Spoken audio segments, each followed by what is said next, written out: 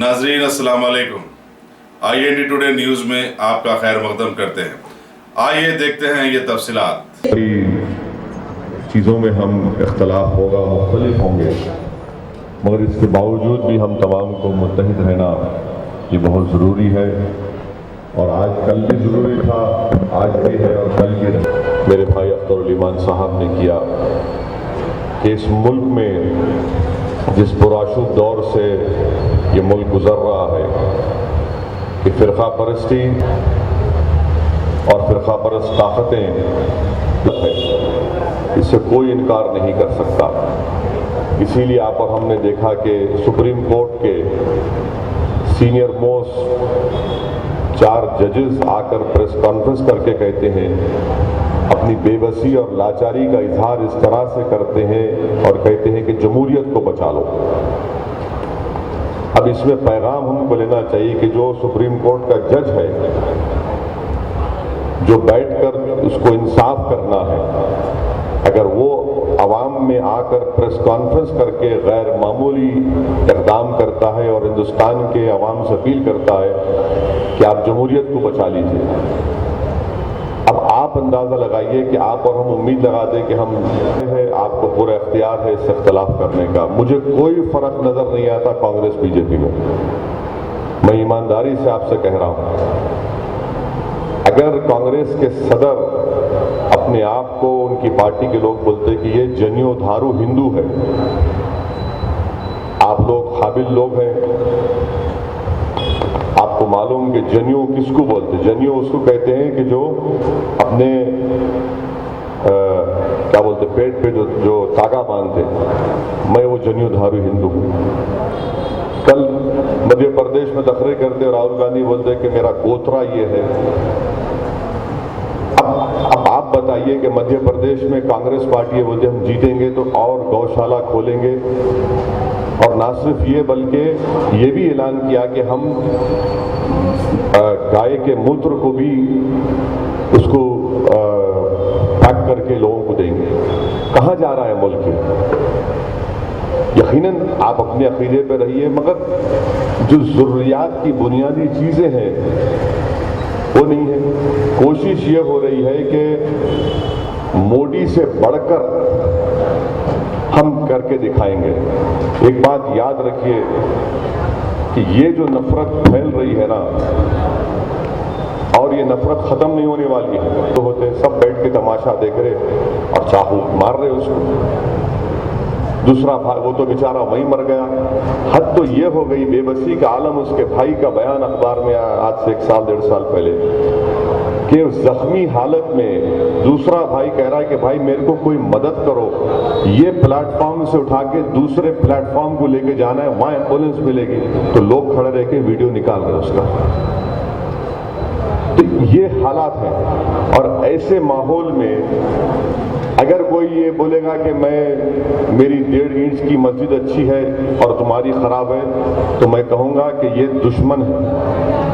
इसको हालात से मुकाबला करने का तरीका नहीं आ रहा है, और वो गैर ज़रूरी कि हमको कमज़ोर कर रहा है। तो इसलिए मैं आपसे, मेरी जो बात है यही है कि हम मुत्तहिद रहें, मुत्तफ़िक़ रहें, और जो लाजर हमारा ऑब्जेक्टिव है, जो हमारा ऑब्जेक्टिव है उस पर नज़र रखिए। रास्ते अलग हो सकते हैं और होना भी चाहिए, मगर मंजिल मकसूद क्या है कि पूरी कोशिश ये करना कि फ़िरक़ा परस्ती, फ़िरक़ा परस्त ताकतें जो हमको और कमज़ोर करना चाह रहे हैं उनको शिकस्त दें। और मजलिस इत्तेहादुल मुस्लिमीन एक सियासी जमात है, और मजलिस इत्तेहादुल मुस्लिमीन का मकसद एक ही है कि हम अपने नुमाइंदों को ऐवानों में भिजाते हैं इसलिए कि वो मसाइल का हल तलाश करें, बेबाक तरीक़े से अवाम के सामने, हुकूमत के सामने इन तमाम चीज़ों को रखें। आप अंदाज़ा लगाइए कि एक नामपल्ली की सीट है, पूरे तेलंगाना में मजलिस के 7 MLA हैं, हम 8 असेंबली सीट से मुकाबला कर रहे हैं। नामपल्ली की सीट के लिए राहुल गांधी और चंद्रबाबू नायडू आके कैंपेन कर रहे हैं। आखिर मजलिस से इतनी दुश्मनी नफरत क्या है? चार मीनार के दामन में आके आप खड़े होकर गाली दे के गए, आज दोनों मिल के आ रहे हैं। सवाल ये पैदा होता है कि क्या ये वही चंद्रबाबू नायडू नहीं है जब ये गुजरात में फसाद हो रहे थे, तायद कर रहे थे और सरजमीन हैदराबाद के एक नहीं दो नहीं बल्कि 25 बच्चे 3 से 4 साल जेल में रहे। आज राहुल गांधी उनके साथ बैठकर मजलिस इत्तेहादुल मुस्लिमीन के खिलाफ इलेक्शन कैंपेन करने आ रहे हैं। अमित शाह बोलते कि मैं पूरे तेलंगाना से मजलिस को ख़त्म कर दूंगा। अब तो हद ये हो गई कि बीजेपी का एक उम्मीदवार कह रहा है कि अकबरुद्दीन ओवैसी गर्दन काट दूंगा। तो ये इनके अज़ाइम है, ज़्यादा फर्क इन दोनों में नहीं है, जहर उतना ही है। एक जो है बड़े मुस्कुराते हुए वार करता है और दूसरा जो है वो आंखें लाल करके वार करता है। तो मेरी आपसे गुजारिश है, आपसे इस बात पर सोचिए और मुझे पूरा यकीन है कि जब आपने हमको यहाँ पर दावत दी, आपने इस बात का ऐलान किया, मैं इसका खैर मुक़द्दम करता हूँ। मैं दिल की गहराइयों से आप तमाम का शुक्रिया अदा करता हूँ। जो मुझसे उम्र में छोटे हैं मैं उनको जज़ाकल्लाह कहता हूँ, जो हमसे उम्र में बड़े हैं उनका शुक्रिया अदा करते हैं। तो मेरी आपसे गुजारिश है कि 7 तारीख के दिन जहाँ जहाँ आप जिन लोगों को जानते हैं उन तमाम को तरगीब करिए कि वोट डालिए नामपल्ली में। हम निकल कर वोट डालेंगे तो यकीनन इंशाअल्लाह ताला अल्लाह ने चाहा तो हमारी दोबारा इस हल्के से कामयाबी होगी और ये कामयाबी सबकी कामयाबी होगी, ये हमारे इत्तेहाद की कामयाबी होगी। इसके ऊपर गौर करिए और अल्लाह से दुआ भी करिए अल्लाह सेहत दे।